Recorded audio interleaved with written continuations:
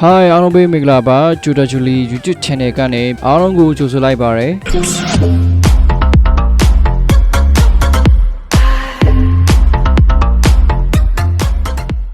Ara ne video limited na tutorial jaba bi ke suro pyan takha jono video tin pe do ma phit bare ke suro dini jono share chin de achaung ya ka Microsoft ma photo background ko remove လုပ်တဲ့နေ့ကျွန်တော်တင်ပေးတော့မှာဖြစ်ပါတယ်တင်ခန်းစာမစခင်မှာကျွန်တော်ရဲ့ channel လေးကို subscribe လုပ်ပြီးခေါင်းလောင်းလိုက် on ထိုင်ခန်းစေချင်လို့ပါတယ် video ဒီကန်းစာကိုစတင်ကြားလိုက်ရအောင်ကဲ Microsoft ကိုဖွင့်ပါမယ်ပြီးတော့ solution တော့ page layout ကိုတွားပါမယ်ပြီးရင် size 46 inches ကိုယူပါမယ်เนาะOkay, beauty resolution on margins go to custom margins to go on 0 tabe bame top go 0 bottom 0 left 0 right 0 tabe ma okay go nei bame fix ne ignore so bien myo paw la me so ro di ma ignore so ha go nei pe bame Okay, so margin က0ဖြစ်သွားပါပြီ photo background remove လုပ်ဖို့အတွက်ပုံတစ်ပုံကိုထည့်ပါမယ် insert ကနေ picture ပေါ့နော် DJ soda ပုံလေးကိုထည့်ပါမယ် Okay,ဆိုတော့ဒါလေးကိုကျွန်တော်တို့အပြည့်ဆွဲလိုက်ပါတယ်ထောက်ကနေပြီးမှကျွန်တော်တို့ဆွဲလိုက်ပါတယ် force အပြည့်ဖြစ်တော့ဆွဲလိုက်ပါတယ် Okay, ပြီးတော့ solution တော့ background လေးကို remove လုပ်ဖို့အတွက်ပုံကိုတစ်ချက်နှိပ်ပါမယ်ပြီးရင် picture tools အောက်မှာရှိတဲ့ format တက်ကိုနှိပ်ပါမယ်အဲ့ဒါ format တက်အောက်မှာရှိတဲ့ဒီ remove background ဆိုတာဟာကိုနှိပ်ပါတယ်ဒီအပိုင်းရောင်ကကျတော့ remove area ဖြစ်ပါတယ်เนาะ remove area ဆိုတော့ဒီ spin တို့ let တို့ကိုမပေါတော့အောင်ကျွန်တော်က remove area ကိုချဲ့လိုက်ပါတယ်ဆွဲလိုက်ပါတယ်ဒီကိုယ်လုံးလွတ်တော့အောင်ပေါ့เนาะပြီးပြီဆိုလို့ရှိရင်ဒီအောက်ပေါင်တန်လေးတွေလည်းပေါ်လာအောင်ကျွန်တော်အဲ့ဒီ remove area ကိုချဲ့ပေးလိုက်ပါတယ်ပင်နာလေးမှာတော့အဖြူအောင်လေးနည်းနည်းပါနေတယ်အဲ့ဒါကိုကျွန်တော်က mark areas to remove ဆိုတာဟာလေးနဲ့ mark လုပ်ပေးလိုက်ပါမယ်အဲ့ဒါခုက mark areas to keep ဆိုတာဟာလေးနဲ့တခုလုပ်ပြပါမယ် mark areas to keep ဆိုတာဟာလေးဒီနေရာလေးမှာကျွန်တော်တစ်ချက် mark လုပ်လိုက်မယ်ဆိုလို့ရှိရင်တော့ကျွန်တော်တို့အပိုင်းရောင် background လေးက remove ဖြစ်သွားတော့တွေ့ရတယ်အဲ့ဒီအပိုင်းရောင် background မရှိဘူးဆိုလို့ရှိရင်တော့အဲ့ဒီ area က keep เนาะ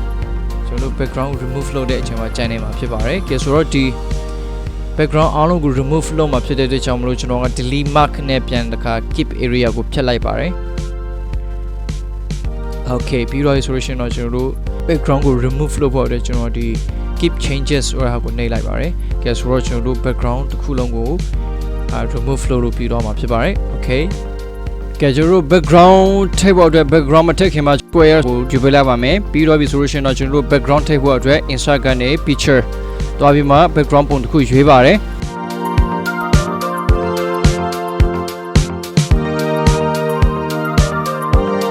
နောက်ကနေ force အပြည့်ဆွဲပေးလိုက်ပါတယ်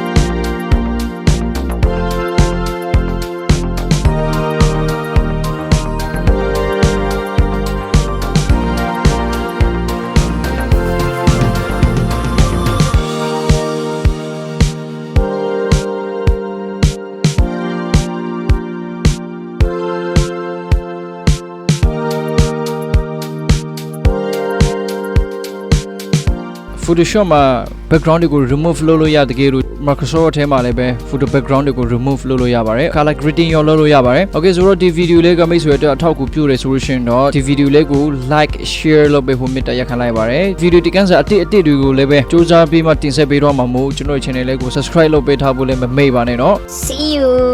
next video